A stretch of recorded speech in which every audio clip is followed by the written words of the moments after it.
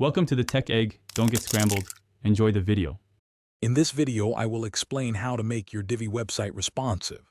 First, navigate to the Divi theme customizer and explore the responsive options.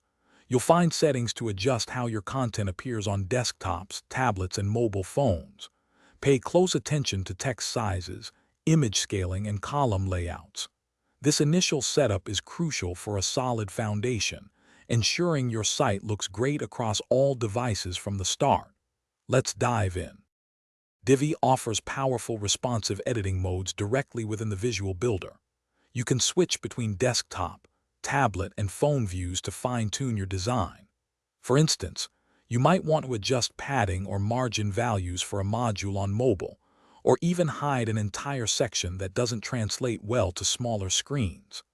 This granular control allows for a truly optimized user experience, preventing awkward layouts and ensuring readability on any device.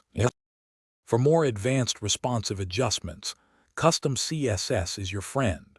You can target specific elements and apply styles that only activate at certain screen widths using media queries. This is perfect for unique design challenges that Divi's built-in options might not cover. Remember to optimize your images for web, especially for mobile, to ensure fast loading times. Smaller file sizes significantly improve performance and user satisfaction on slower connections. After making your responsive adjustments, thorough testing is essential.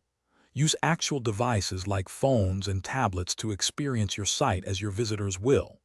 Browser developer tools also offer excellent emulators for various screen sizes, helping you spot issues quickly. Continuously refine your design based on your testing.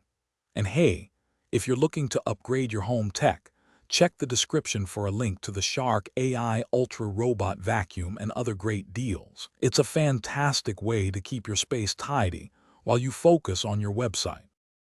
Thanks for watching. Consider subscribing if I helped unscramble your problems.